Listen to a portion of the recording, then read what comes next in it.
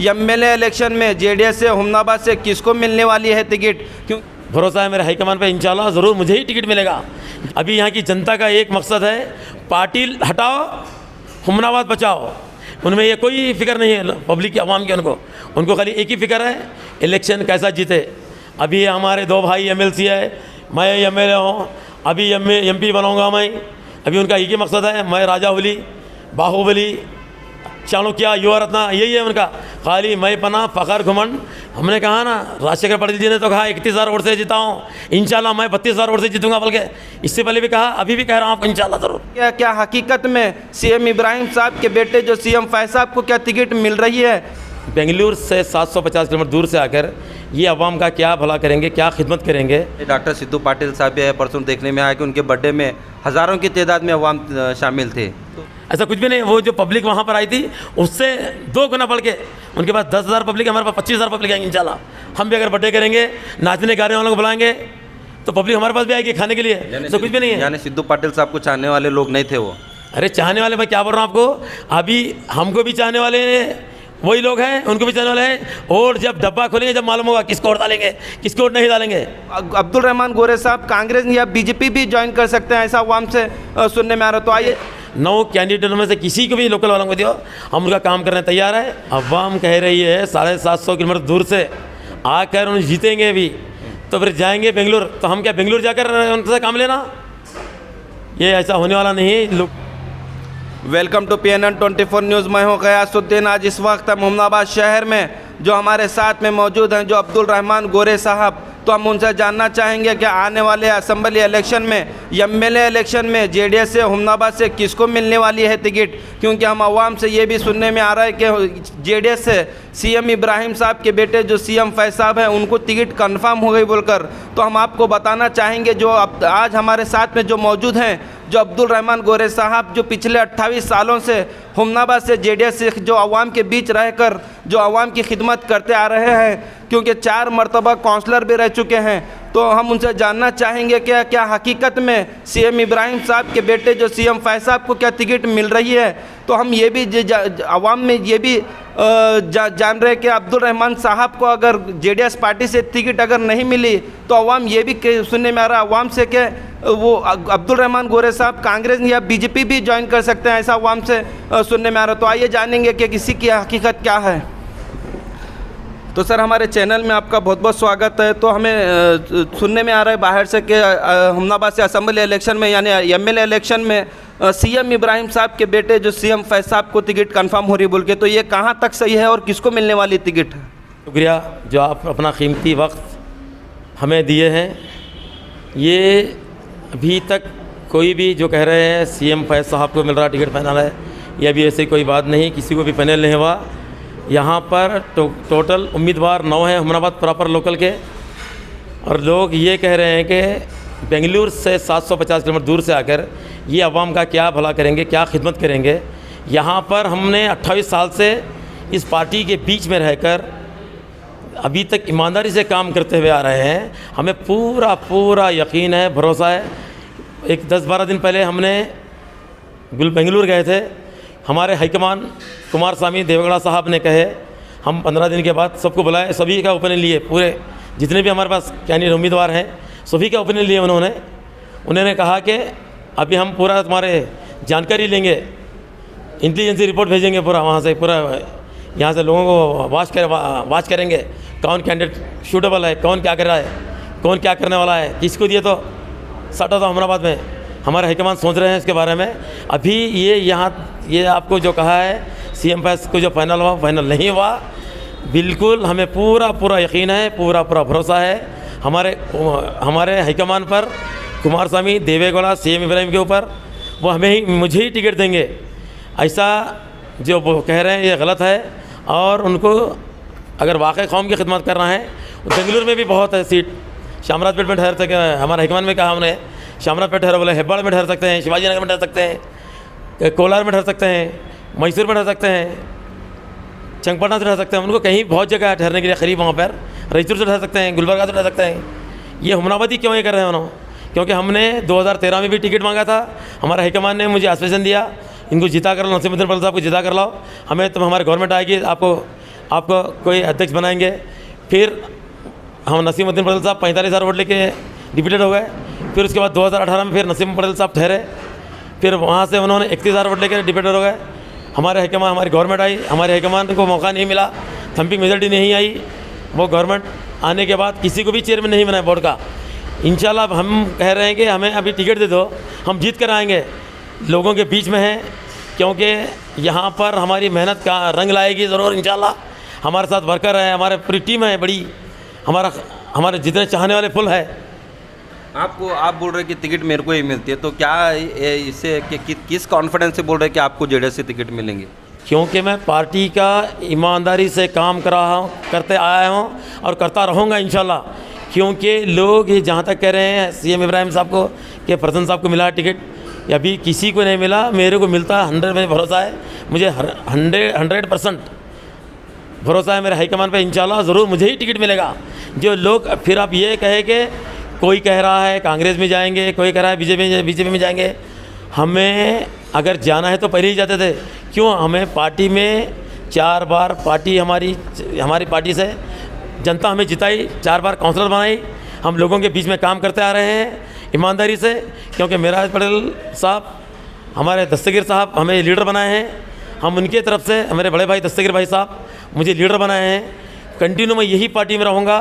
Ticket मेरे को भरोसा है, अगर पार्टी टिकट मुझे नहीं भी दी, पार्टी अगर लोकल में कोई भी कैंडिडेट को टिकट दी, मैं उन्हीं के साथ काम करूँगा, पार्टी छोड़ के नहीं जाऊँगा इंशाल्लाह।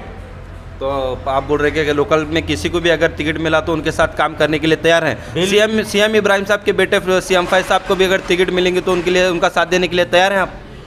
उनका तो भरोसा नहीं है ठहरने का, क्योंकि अभी पब्लिक, अभी मौका टाइम बहुत है। जब उसके टाइम पर जब आएगा बस बात करेंगे उसके बारे में, क्या है क्या नहीं। अभी तो लोकल में हम बोल रहे हैं कि आपको जिसे भी लोकल में गुलाम दस्तगीर साहब को दियो, या रामपुरे साहब को दियो, सुरेश सीगी साहब को दियो, या हमारे शौकत मोल साहब को दियो, और हमारे अशरफ अली साहब को दियो, और परवेज़ पटेल साहब को दियो। जितने भी लोकल में हमारे उम्मीदवार टिकट मांग रहे हैं, उनमें से किसी को भी दिए तो हम इंशाल्लाह ज़रूर काम करेंगे पार्टी का। पार्टी से गद्दारी नहीं करेंगे, हम पार्टी के हित में ही काम करें, ईमानदारी से, तन मन धन से जिता कर लाएंगे इंशाल्लाह उनको। तो ये जो लोग बोल रहे हैं कि अगर आपको टिकट अगर नहीं मिली तो आप कांग्रेस ने तो बीजेपी एमआईएम कुछ भी पार्टी ज्वाइन कर सकते हैं बोल के अवाम में चल रहे, तो ये सब गलत है? ये सब गलत है। अवाम है, पब्लिक है, इनके बोलते हैं ना बौली का मुँह मूस सकते हैं, बौली का लोगों का मुँह मूस सकते हैं, चलते रहता, अफवाहें हैं, सब गलत है।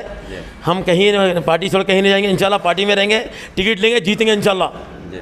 तो आप कह रहे हैं कि सीएम इब्राहिम साहब के बेटे 750 किलोमीटर दूर से आके यहाँ पे कर रहे बोल रहे, तो अवाम क्या बोल रहे कि रिप्लाई क्या दे रही है इसके ऊपर? अवाम कह रही है 750 किलोमीटर दूर से आकर उन्हें जीतेंगे अभी, तो फिर जाएंगे बेंगलुरु, तो हम क्या बेंगलुरु जाकर उनसे काम लेना?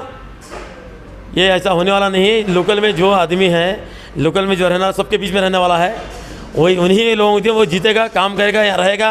अगर ये जीते तो फिर भागेंगे, कह रही है अवाम, हारेंगे तो भागेंगे बोल रही। फिर अच्छा बुरा अपोजिशन वालों के सामने कौन फेस करेगा? अवाम ये कह रही है, इसका जवाब हम क्या देंगे? बिल्कुल हमें किसी हमें से 9 कैंडिडेटों में से किसी को भी लोकल वालों को दियो, हम उनका काम करने तैयार है। सबसे पहले हक बनता है मेरा, मुझे दीजिए।